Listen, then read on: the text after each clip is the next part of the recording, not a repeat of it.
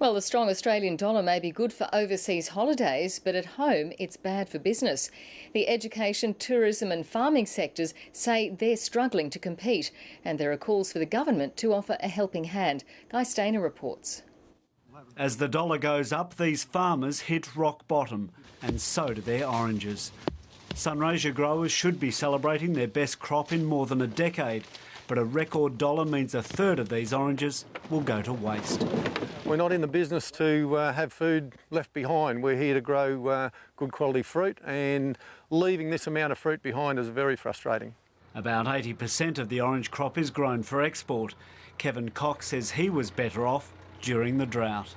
It will cost us more this year, this crop, than in the previous years. In a year when growers, literally should be skipping down their orchard rows, looking at the absolutely beautiful citrus that they've grown, and to not even be able to cover that cost of production, it really is devastating as a grower.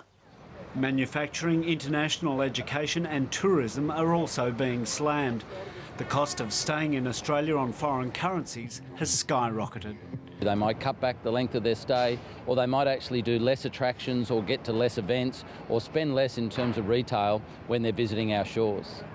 The Australian dollar is being buoyed by economic uncertainty overseas and the mining boom. Our terms of trade are currently at 140-year highs. The Treasurer says the dollar will remain high for the foreseeable future, and the only respite for exporters could come through tax relief.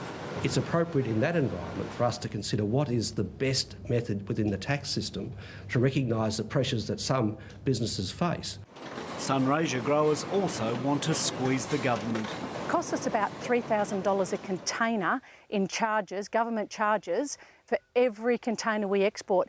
But until those tax changes become a reality, citrus growers are asking people to buy more oranges. Guy Stainer, ABC News.